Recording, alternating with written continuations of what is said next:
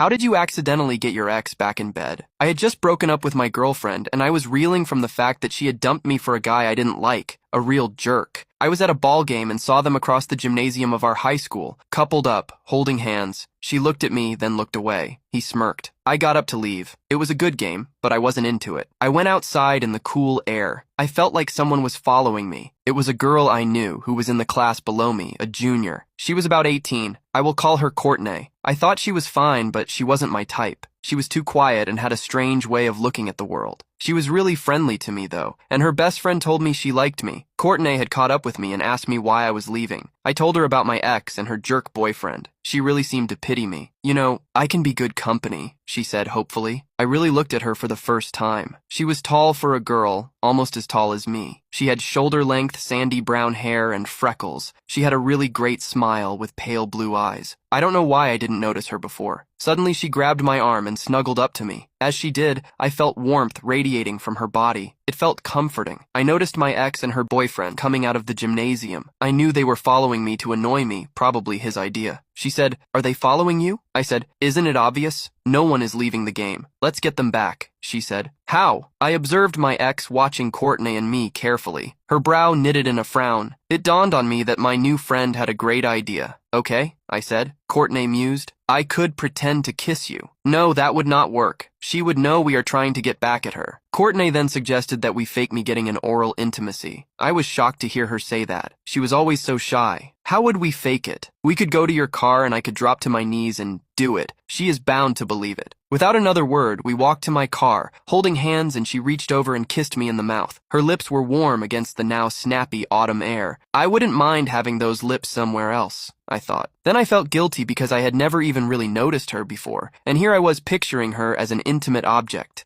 When we got to her car, we kissed again, to make it look real. I opened the car door. We stood just inside of it. Then she dropped to her knees. She fumbled with the string on my sweats. I looked over to see my ex's mouth gaped open. Her boyfriend was pulling her arm, possibly trying to get her to go back inside, but she wouldn't budge. I knew I had her and really began to relish this unexpected revenge. I leaned my head back and closed my eyes. I made a few noises like I was being pleasured by Courtney. I could see the jerk boyfriend go back inside. My ex had her arms folded and just glared at me. Then, she started toward me. Courtney had been really getting into it, even bobbing back and forth, her head just visible over the car door. She was actually just softly bumping me repeatedly with her mouth. It was starting to feel good. Suddenly, the string on my sweats loosened and my sweats fell. My underwear was no protection against the cold air. My member began to swell with excitement because I didn't know what Courtney was up to and because my ex was coming. I didn't say anything to Courtney, who pulled my underwear down, looking up to meet my eyes. She looked at my meat, which was now hard enough to nudge her lips. She put her lips on it, giving it a kiss while looking at me. She then put her entire mouth on it. Her warm lips and tongue felt so good. My ex had just reached the car. She stopped in her tracks as I looked over at her through glazed eyes. She looked at Courtney, who was oblivious to her presence. "Then," she said softly, "bottom." Courtney slowly pulled her mouth off of my swollen sausage and said, "Yeah, it feels good to be his bottom." She then put her mouth and hand back on me and sucked me deeply while looking straight at my ex. She had a little smile on her lips. "I didn't mean that," my ex said. Then she considered me. "You know, if you want two girls, I'll be happy to share you." I coolly remarked, "You can't share something you no longer possess." She wheeled suddenly and huffed back inside. Courtney sucked me faster until I came in her mouth. I had never finished so much. She could barely hold it all, but her blue eyes were smiling at me as she gulped my seed down. I helped her up and we kissed. Her mouth tasted like me. I pulled my pants up and she tied the string. We walked back into the gym, hand in hand.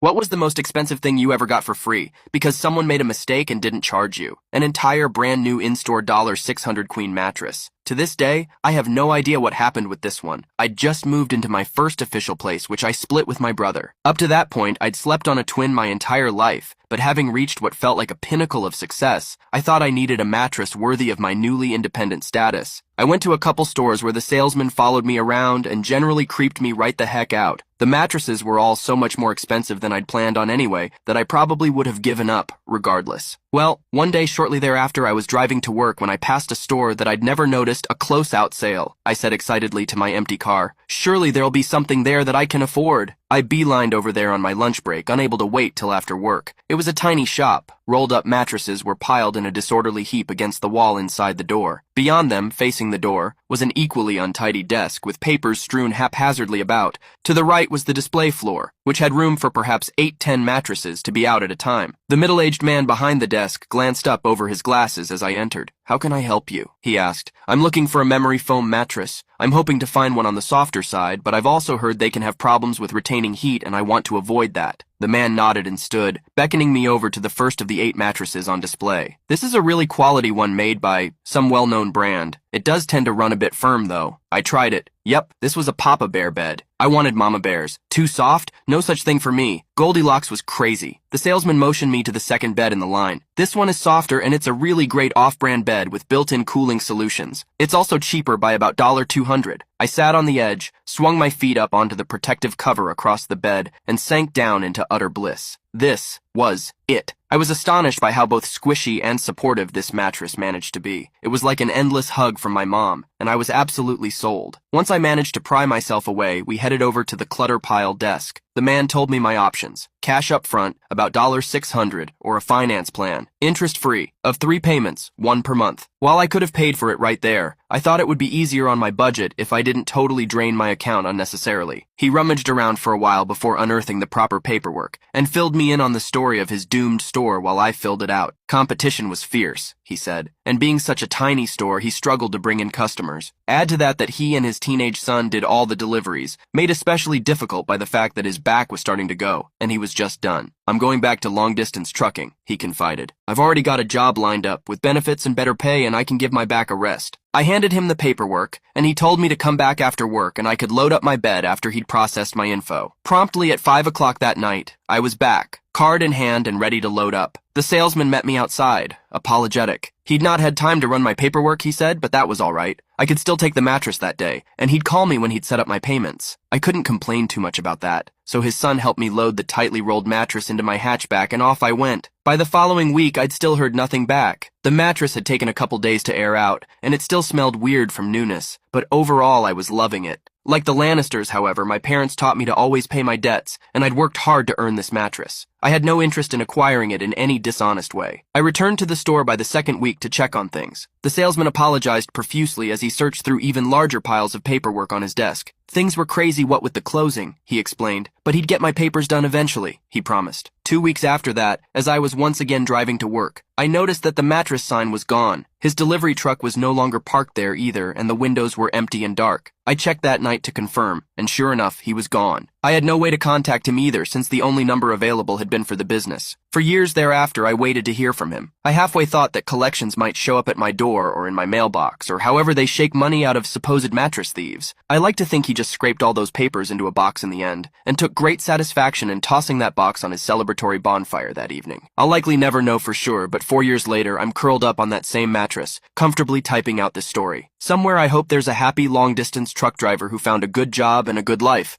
So good, in fact, that the $600 he missed out on never even crosses his mind.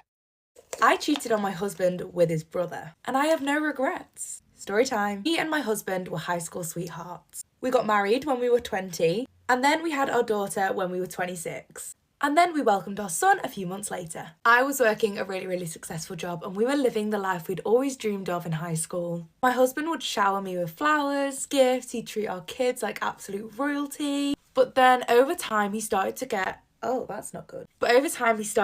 more and more distant with us. I'd catch him on his phone secretly, and this really began to break down my trust. And that was when I discovered that he was having an affair. We did talk about this, and he said that he didn't feel fulfilled in the relationship anymore and that I'd become really distant. But this was just because I was working so hard to provide for the family since he didn't have a job. And I'm not gonna lie, I really wanted to leave the marriage at this point, but I decided to stay for the sake of our kids. We decided that it might be good to try out couples counselling. And I'm not gonna lie, for the first few months, it really worked, and we were back to our usual happy selves. Again, the cycle continued. He got really distant, and when I confronted him about it, he confessed to having more affairs and spending nights at other women's houses. He had even had other women in our home, in our bed. What is that about? I moved him into the guest bedroom because I'm not gonna lie, I couldn't even bear to look at this man at this point. Throughout all of this, my husband's brother Steve became my main support network. Steve was there for us all of the time. He would pick them up for school, he would look after them, he would make tea when I was working late. This went on for 2 years. 2 years! And at this point, my children started to call Steve Dad. Me and Steve were spending a lot of time together, and I'm not gonna lie, we both absolutely loved it. We really, really clicked. So for Christmas one year, he actually booked me, my husband, and our kids a trip to Fiji. Fiji! Steve was desperate for me and his brother to try and fix things. However, when my husband found out, he told us to F off. Like, babe, it's Fiji. Let's just go for the free holiday. He then just outright refused to go. In the comments, is anyone else turning down a free trip to Fiji? Because I know I'm not. Then had a screaming argument about it. He was saying how he's not going away with our little brats. He called our kids brats. He said that his kids weren't his anymore and they were mistakes anyway. And I'm not gonna lie, this one really upset me and kind of threw me off a little bit. So I thought about it for a little while and realised that this trip was going to happen, but I didn't want to go on my own with 2 kids. So naturally, I asked Steve. So this is now up to date. We went on holiday a week ago. Me, Steve, and all of the kids had an absolute blast. One of the best holidays I have ever been on. And my kids had such an incredible time with Steve. It makes me so happy knowing that they're going to grow up with a father figure like him. So on this trip, we obviously, you know, got it on. And I'm not gonna lie, I chose the wrong brother and the universe showed me the way to the right brother. But anyway, we got back this morning and I find my husband sat on the sofa. Let me know if you want part 2. I cheated on my husband with his brother and I have no regrets. Story time part 2. Make sure to check out part 1 here. So like I said, I got home and my husband was sat on the sofa waiting for us. He was bloody fuming. He asked me why I thought it was a good idea to take his brother. And I was like, well, you weren't going to come, so I wasn't just going to go on my own. But he was saying that the right thing to do would have been to discard the ticket. My husband then started to get a little bit leery and he would not calm down. The only way he would relax was if Steve was to wait outside. So Steve went and sat in the car. So at the moment, I'm in my sticking up for myself era. So I asked my husband if he'd had any girls over whilst we were in Fiji. And of course he did. And then he got really, really mad at me. And then he began to question if he was even the father of our children. Like, what? He was accusing Steve of actually being the father. He was like, they even look like him. Like, babe, your brothers, they're gonna look somewhat like him. So now he's forcing me to get a DNA test on both of our children. And after this, I straight up told him that I wanted a divorce. And I was actually shocked by how he reacted. He got so upset. Not the get up and start crying upset. More so the defeated. He lowered his head, like really disappointed. It was at this moment that he realised how much he had messed up. And not just the relationship with me. He realised that he'd ruined part of his kid's life. And he'd also done a lot of bad things to Steve as well. He then apologised. And he began begging for us to be able to work through it. And I'm not gonna lie, I really heavily considered this. Because I saw the guy that I'd fallen in love with in high school again. But then I stood up and realised who the fuck I was. And realised there was absolutely no way in hell this man was getting another chance. He was begging me to make sure that he would be able to see his kids. And I said that that wasn't an issue, but it had to be on their terms. After this, I chucked my husband out the house. I booked him an Uber and I told him to go wherever he needed to go. He packed up his stuff and went really peacefully, actually. After that, I told my kids to go and unpack upstairs and just take some time to chill. And this meant that me and Steve could have a chat about how we were going to move forward. We spoke about everything that had happened on the trip and how special it was for us. And we decided that we were really going to give it a go at dating. But we agreed that we were going to do this once the divorce was finalised, and it would also give the kids some time to readjust as well. I told the kids that they were more than welcome to see Steve whenever they wanted to, but he wouldn't be moving in with us straight away. Okay, so some little random updates. The kids have been in therapy because I thought it'd be a good idea for them to go to it. There's been a lot of big changes recently, and they seem to be getting on really, really well. The DNA test came back. And it proved that my husband was, in fact, the father. And then during our divorce proceedings, my husband's decided that he would like to get sole custody of the kids. This being the man that called them little brats, didn't want to go on holiday with us and hasn't looked after them for the past 2 years. Let me know your thoughts in the comments. What is a surprisingly unknown survival fact that everyone should know? My family runs self-defense classes. In terms of fights, bar brawls, people in the street, muggings, if they have a weapon, any weapon, run. Seriously, you will die, no matter how good you think you are or how many test disarms you've done in a dojo. Run like EF and be prepared to unalive if cornered. We witnessed experienced black belts hurt themselves with a real knife after signing disclaimers. So badly, they were hospitalized when they were just sparring. It's just not worth it. If the fight is just brewing, repeatedly announce that you don't want to fight them, attracts help, shows you're not trying to one-up them, covers arse legally, and doesn't prepare them if you do fight. Nah, man, I don't want to fight you. I don't want to fight you. Look, I don't want to fight you. Whatever, man, I don't want to fight. I'm just gonna walk away. Alright? I don't want to fight you. If it's not immediately life-threatening and you can avoid it, try not to throw the first punch. Again, legal coverage, but also means you're not the guy who gets into something they didn't want to. The first punch is the trigger for everything to kick off. Up until that point, you can still diffuse everything back to harsh words and idle threats. Once a punch is thrown, someone's getting really hurt and you literally have no idea if the other guy is more experienced or better at it than you, no matter who you are. However, you can react to anything that appears to come towards you perfectly legitimately. If he's faking out a punch, you have no idea of that, but can act as if it was real. If you're surprised, attacked, etc., without warning, no holds barred. Literally, who cares about his eyesight, his future fatherhood prospects, whether his kneecaps will ever work again, or if he can breathe? You can't afford to end up on the floor, be incapacitated yourself, stunned, reeling, unconscious, for him to summon aid, or even just to fall to the ground awkwardly. And that guy could stab you, and you wouldn't know until after he walked away. Things are really that quick. Your brain doesn't notice some subtle movements, your body won't scream out in pain because of the adrenaline, and someone who knows what they're doing will not attract attention to the weapon until it's in you, etc. You can't take that risk. Once it gets physical, don't stop until you're sure he's not able to harm you, and then run away anyway for good measure. Legal hint, report to the police at the first opportunity. Don't wait. Once they have shown they have an intention to hurt you and they've started to act on it, nothing is out of line. And to quote the legal people in our clubs who were always asked the questions, if you feel your life is genuinely in danger, you can do almost anything to protect it until the point it's no longer in danger. Worry about the legalities later. But if your life is in danger, you would act to protect. Going back in for another kick, or using a weapon when he's already down and you could run, or anything else. Yeah, that's not self-defense. You're not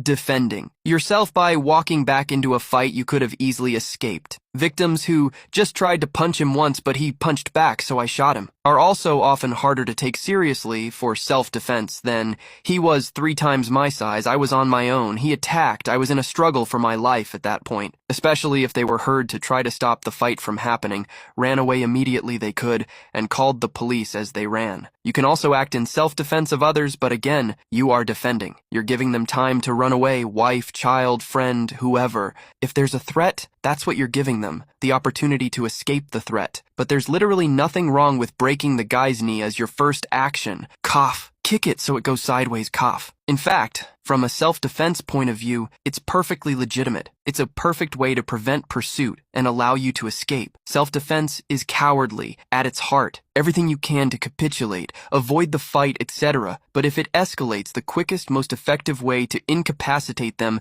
and then run away.